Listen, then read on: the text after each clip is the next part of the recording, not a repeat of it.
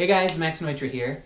After I submitted my application, I realized that I couldn't really rest easy because I knew I couldn't fit all of the things that I've done that were applicable to the position into the application process. So I compiled a video of the best of the things that most applied to the type of stuff you guys do at Meow Wolf. Before we get into it, I just want to say that I watched some videos and I did some research. I wanted to learn more about Meow Wolf and the true history. I mean, I've heard the stories, I've read the articles, but I wanted to know the people and just wanted to know the true inspiration about how it started. And the thing that I really came away with is that it seems like Meow Wolf really was born from art for art's sake. Or maybe not even art for art's sake, but just art for inspiration's sake. You guys were making work that was for you, that just stuff you wanted to see and stuff that you just wanted to experience yourselves, and that's really what a lot of these projects were for me as well. So that's why I named this collection of work in the spirit of Meow Wolf. That's the name of the file on my computer. In the spirit of Meow Wolf is this collection of work. So I hope you guys enjoy it. Yes, I know how to solder. I know how to read blueprints and technical diagrams. My schooling, it was in the sound arts, and you know, of course, part of that was studio maintenance. So I know basic electronics and that sort of thing. And I worked for a long time in audio video as the main audio video guy for Warner Music Group. And during that time, I sat in a lot of planning meetings and installed a lot of conference rooms. So that's my technical background. While I was working there, I started to paint, and that started becoming my kind of Superman identity. Clark Kent was the AV guy, and Superman was going out and painting live at night around Los Angeles. So I ended up doing a lot of live painting around Los Angeles, especially in the early years, and what that did is it made me sensitive to how the artwork that I was making affected the people around me, because I had that immediate feedback. I was doing it right in front of people. And so I really early on, I started thinking about art not necessarily as objects. Paintings weren't simply objects that had images on them, you know. I started thinking about artwork as an experience, and I wanted to create experiences for people. I was thinking about how people were feeling and how I could make them feel with using the various tools at my disposal. So naturally, I liked to go big because of that. You know, a big wall, a big mural, a big installation has a big impact and leaves a lasting impression. And it's a relatively simple solution. It's a relatively simple way to create an experience. One of the first big installations that I got to do in a gallery was at Cave Galleries in 2012. It was my first show with them. It was called Mutations, and I spent many hours in the gallery painting on the walls, trying to create something that was more than just the paintings hung on the walls. You'll see here that one of the big parts of the installation was this bunny wall, and that was the beginning of my bunnies, which continue to haunt me to this day. One of the first technical projects that I did that was art and technology combined was for a show that I did at a gallery in Hollywood in 2010. I did the murals on the walls type of thing to try to create an experience. But one of the most fun things I did was I gutted some Fisher-Price wind-up TV sets and put my own imagery in them, and also put some lights in them so they would light up with a little switch. The good news is that we sold all of them. The bad news is we sold all of them before I got actual footage of them in action, but basically you would wind them up and the image would turn around, and they were a big hit.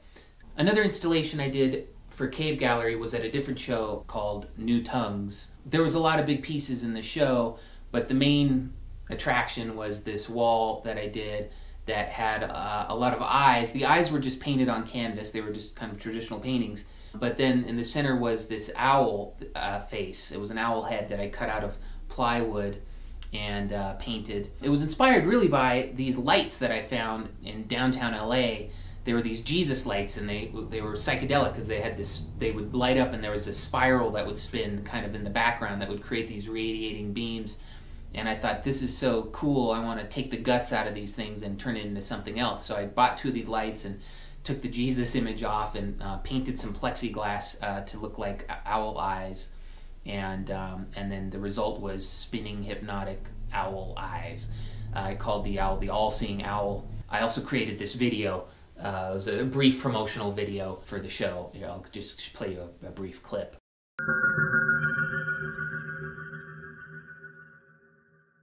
Nkurar kita nankula unkulaku.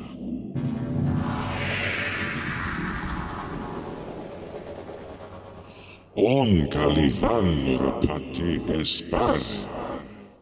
Something that I've been doing a lot of over the years are these boom boxes. They started because I found these canvases that were the right size to paint a boom box on, and I started attaching handles on the top, and they were really popular over the years. People loved them because, you know, they were interactive, you could hold on to them, you could pose with them. And eventually I had to make at least one real boombox that had speakers that could play music, you know. So I built a boombox out of wood, and I painted it and carved out, you know, the holes for the speakers, installed the speakers, installed the little amp, wired it all up, and you could play an iPod or any audio source through it.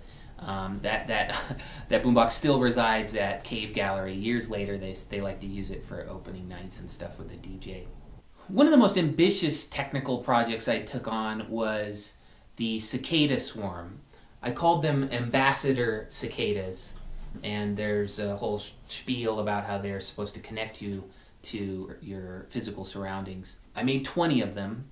They were made out of, I cut the cicada bodies out of wood, I cut the wings out of metal, I painted them in various ways, I attached a box on the back of the body, and then I got little rechargeable Bluetooth speakers that fit inside the box, and then I recorded a bunch of sounds that were kind of like weird electronic insecty sounds, and then on opening night we had all 20 of them going for this cacophony of cicadas. It was a swarm of cicadas that invaded the gallery. And I also made another little promotional video for that. Here's a little clip. So I understand that you are here to help us connect with our physical surroundings. How do you plan on doing that?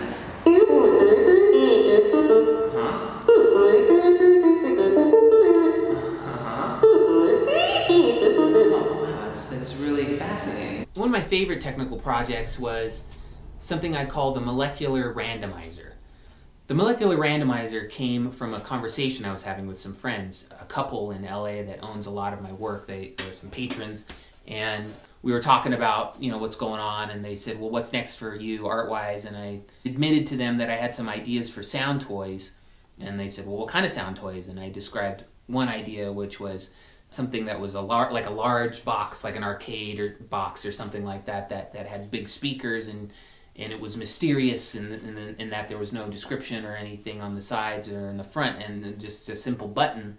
And you would walk up to this box, you'd press the button, and it would play crazy sounds at you that would randomize your molecules, so to speak.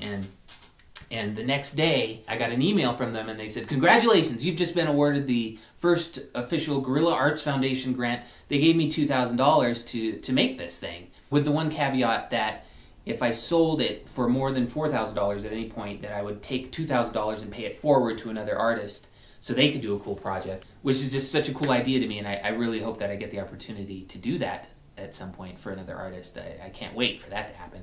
But in the meantime, I made this box. It's out of a Leslie speaker cabinet that I gutted and put some new speakers in it. I wired it up with a small amplifier. I attached these Victrola kind of like gramophone type horns on the sides, and then there's a device in there that plays back MP3 files at random, shuffle if you will, every time you press the button.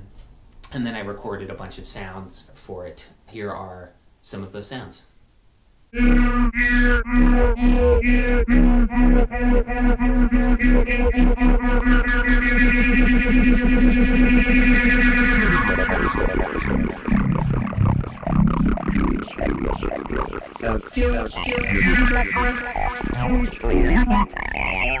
So that's the bulk of it. Of course, there's much more that I could share.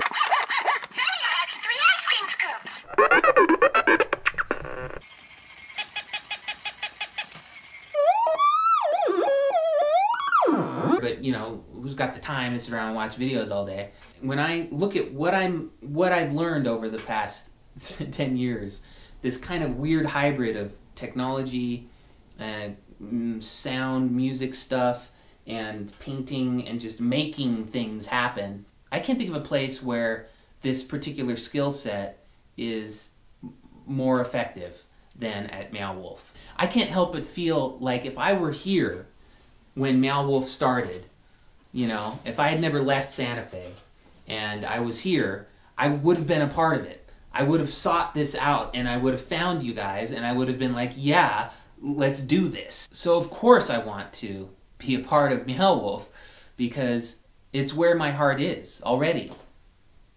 You know, I'm already there. I'm already in the headspace. I'm already doing it. I can't think of a better thing to spend my time doing.